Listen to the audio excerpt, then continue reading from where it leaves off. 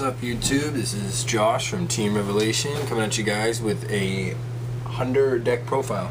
Now, I've already done one of these, but I've changed quite a bit in the deck right now, including in the main, the side, and the extra. It's all different, and actually when I first did it, I don't even believe I showed a side. So this is what it is. I actually took this to a tournament and got second place with it. There wasn't very many people there though, but I did 2-0 all of my opponents until I played the last guy. And he was Constellars, and he just was faster than me and drew what he needed to stop my place. So this deck still has a lot of potential, and because of going there and learning what I did learn, I decided to change some things up, and so far it's been very good. So here we are. You have your 3 Hunters. This is sort of essential, the part of the main engine of this deck. Very, very good. Goes quite nicely with Hunter. They basically both have the same effect. It's just they can't have their effect be used on each other. So basically what it is if you have one of each of those in your hand, you can normal the other one, and then because the effect of the one that's on the field, you can then normal the other one as an additional normal summon.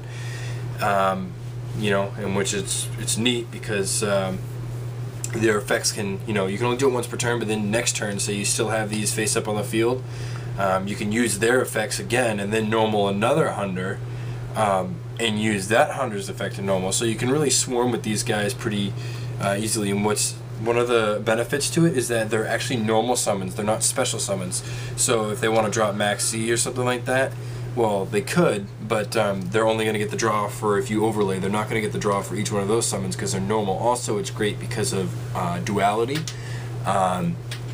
Because, like, duality doesn't let you special, so you can, pick your top 3, decide which one you want, and then you could still do your Hunter, Hunter plays and summon them, and duality doesn't stop that. You have 2 Sis Hunters. That's sort of what I want to keep it at. It's what I had it at before. It's what it's going to stay at, I'm pretty sure. Sis Hunter is nice. It just adds to it because you can recycle them a little bit. You can add them to your hand by summoning that. And it's just good for overlaying. It's not really good for anything else besides it's just drop it and summon. The Hunters being normal summons are also good because of this guy right here, the Thunder Seahorse. He's pretty awesome. He's the search of the deck. You drop him, so just send him to grave, discard, and you get to add 2 level 4 Thunder type monsters with the same name with 1600 or less attack to your hand. So you could technically send him and then add 2 more Thunder Seahorse. I've never done that before. I always just add 2 or 2 Hunters, or even some of the other cards that are in this deck, like the Watts. So I have 3 Watt Cobra as part of the beginning of that engine. This is sort of self-explanatory. It's Cobra, it's awesome. You can attack directly and then search, so it thins out your deck. You get to search another Watt, which can also attack directly. So he's awesome. 3 Giraffe. There's a couple reasons why I run the Giraffe. This is new. These Giraffes, I didn't have them before. And the reason why I have them now is because it's another search for Cobra, and it's a good search because he does 1200 because of his attack instead of just a grand, which is what the other Watts do, like the Cobra and the next Watt that you're going to see after this. And also because his effect of after that damage does go through, your opponent can't activate any other effects. I know it's kind of, well, if they have a Mirror Force, they're just going to activate that on the first attack. Yes, you're absolutely right. Unless they're very bad at the game, they are. But there are other cards that they might want to try to activate after that that they wouldn't be able to. So I mean, it's not crazy, but it's worked very, very well. And then I have the 1 Pheasant, and the reason for the 1 Pheasant is because his effect is if he attacks, he then can banish, or actually he has to banish a face-up monster on either side of the field till the end phase. So one really good example of how that's useful is, say I have a monster that's been Fiendish Chained, like I have an XYZ or anything that's been Fiendish Chained. I attack with him, banish that, and then when he comes back to the field at the end phase, the Fiendish Chain is no longer in play. It's no longer on that monster. There's also like plenty of different plays where that's really good for. Also, he's good for going for game. You want to attack with him first directly, then banish whatever monster they have that you can't run over, right? And then just keep swinging for game. So it's very good for that play. I also have 3 of these guys right here, Vylon Prism. He's awesome, and the reason why I like him so much is because he's a level 4, 1500. It's nice. You just drop him. You can summon him easy with the Ma and Pa Hunter effects, and he's a tuner. So he's able to bring out stuff like, you know, Scrap Dragon, Stardust, you know, Crimson, all the above, blah blah blah, level 8s. So he's great for that. Or also you can overlay with him for your rank 4s. He also does have another effect where if he's sent from the field to the graveyard, you can then target one of my cards that's a light, and I can equip it to them and they gain attack. But I rarely use that because usually the way he leaves the field is by me overlaying or me syncing with him. And I don't happen to have another monster on the field at that point. But what's really nice is if you sync with him, then you could, if you did have, like, say, another Hunter on the field or any light monster on the field, you could then take him from the grave from being synced and equip him. So that's pretty cool. Also, obviously, the One Honest, just because it's honest. There's nothing really to say about that. It's just very good. 3 rechargeable, recycling batteries. That's just, again, for consistency, so you can get your stuff back to your hand, recycle, and keep going through your plays. 3 Messenger of Peace. This also is, I feel, is sort of obvious, but, you know, it's for the Watt engine for the most part, and also the Hunters can attack. Or you can overlay into Omega and, you know, detach from Omega to keep swinging. So this card's great. It's just part of how the deck works. You know, it can either be fast and you can spam to a certain degree, or it can be slow and just, you know, Watt attack, Watt attack, Watt attack.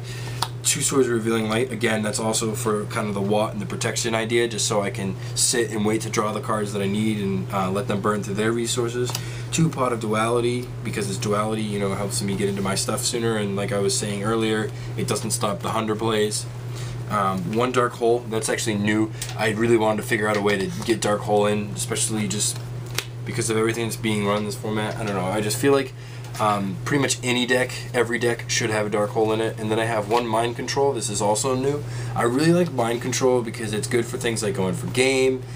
It's great for people play a lot of level 4s in a lot of the decks, and mostly what I run is level 4s that I'm trying to bring out XYZs, so I snag their monster, overlay, and yeah, so that's why that's there. And so far I've liked that. The double mirror, because it's mirror force and I need that protection and I like it. 1 Torrential, 1 Compulse, 1 Warning, 1 Bottomless, and the sort of 40, this is the 41st card, and it's a little bit like, oh, why is he running that? Magic Cylinder. I'll give you 1 good reason why I'm running this card, because I want to. I really like Magic Cylinder. I know people oftentimes say, oh, it's a bad card, but honestly it's fun, and people don't expect it until they, well, after game 1 they do. But alright, so now we're going to get to the extra. Extra is pretty standard for the most part, nothing too crazy. Let's see, we got a Cowboy, good for going for game. Abyss Dweller, it's great against the different matchups like Mermail. Mage Joke for protection. And then we got Diamond Dyer, because he's Diamond Dyer, nice secret. He's good for just, hey, you know, I gotta blow something up. Star Leash, very, very good card. Number 101, Silent Honor Arc. If you guys don't have one of these, definitely try to get a hold of one. I know that it's expensive. I think it was 30, and now it's up to like 50. So I know it's like expensive, but this card is amazing. I mean, it gets over so many things. You snag their XYZ, you get to keep the material, you can stop them from being destroyed. I mean, this thing is just a beast. I'm just really lucky that we happened to have pulled one. It's in the Legacy of the Valiant, which is a very, very good set. I suggest buying some of that if you can. Pappy, everybody's favorite rank 4, because it's Pappy. Double Omega, that's sort of, Omega's really good. Yeah, he just protects himself. And then this is something that I've thought of taking out because I have yet to go into him, but I do still like having the option. And it's number 91, Thunder Spark Dragon. He's good. It's basically, it's you need 3 level 4s, and you detach them all, and you destroy all other face-up monsters on the field. You know, so you can clear your opponent's field. but I don't know. It's been situational, so I'm very seriously considering taking him out, but so far I haven't taken him out. I may take him out like for another Star Leash, or maybe another Silent Arc if I get a hold of, you know, an extra. I don't know. Maybe even another Cowboy. I don't know. I just feel like there'd be other things that would be better than that to run in this.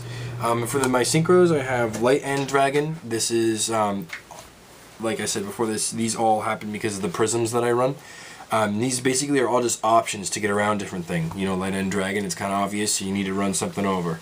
Stardust Dragon, it's kind of obvious, you want to, you know, bait out Mirror Forces and, you know, Dark Hole, whatever. Crimson Blader, that's just for, you know, obviously something that specials a lot. The high level stuff. And then we got Thought Ruler, because I do really like Thought Ruler. He can protect himself, and also he's great for the life point gain. And then of course Scrap Dragon, because it's Scrap Dragon and you can blow stuff up, which is always a good time. Now I have my side, which this is the first side I've made for this, and I will sort of give you a little bit of explanation. I don't want to talk forever, but if you guys have any questions of why I'm running certain cards or anything like that, feel free to message us, feel free to comment and ask, and we'd be more than happy to respond. And by the way, thank you so much for watching. If you're watching this right now, we really do appreciate it. Adam and I and everybody on Team Revelation. Please like and comment and subscribe, and just get us out there if you can. So back to the deck profile. We have these 15 wonderful side deck cards. So I have Thunder King, and honestly, Thunder King, Machina Karkuri, it's great against. It's great against anything that searches. Let's just leave it at that. It's also, I like it a lot against Constellars, and I wish we could have more than one, because I'd probably side 2 to 3 depending. But one's what I'm stuck with, so one's what I'm going to use. And also, since he's a Thunder, he does work really well. A Thunder and a Light, he does work really well with my Hunders. 2 Lava Golems, that might be kind of like a questionable thing to some of you guys. The reason why I run the Lava Golems is there are a lot of decks that swarm, and a lot of decks that do different, that have different monsters that have different effects that protect them from being destroyed and protect them from such and such like that. But with Lava Golem, it's tributed. I'm not destroying it, I'm not targeting it, I'm tributing it. So it gets around a lot of different things like that. So it's actually really cool and really funny to see people's reactions when they're playing, you know, my Hunter deck, and then I drop Lava Golem on them. They kind of get a little confused, and so far it's worked out very well for me. 3 MST, because as you saw, I didn't main a single one. Usually I just try to rely on my deck and the resources that I have in it to get past, you know, face downs, and get past different things like that I need to blow up. But of course I have 3 in the side in case they have different things that are just, you know, really nagging and really a pain in the butt. Like for instance, when I play Gravekeepers, I always side those in because of Necro Valley. Really bugs me. 2 System Down, that's kind of obvious what that's for. That's for the Machina Karkuri and any really form of Machina that I'd run into. This is honestly my friend Dom, who's also on this team. He runs the Machina Karkuri, and him and I were both having a little discussion about this card, and we kind of both decided that it's like the best card that's like anti a specific deck. You know what we're saying? Like, it's specifically only for machines, and it's like the best one that's come out for that, because I mean it's all the ones on the field and in the graveyard banished, so it's just a really boss card. 1 Dimensional Fissure, and 1 Macrocosmos. You know, obviously those kind of go together. Not too much to explain there. 3 Shadow, that's also kind of an obvious. You know, you have Dark Worlds that I run into here and there, especially around here. So those are good for that. There's the Evil Swarms that people are still running, obviously good for that. Anything that's dark, obviously. And then the 2 Imperial Iron Walls. I'm thinking of switching these out for something else, but as of right now I like them. I just don't ever use them at the moment, but I'm sure that I will run into a situation where I will want to, but as of right now I haven't.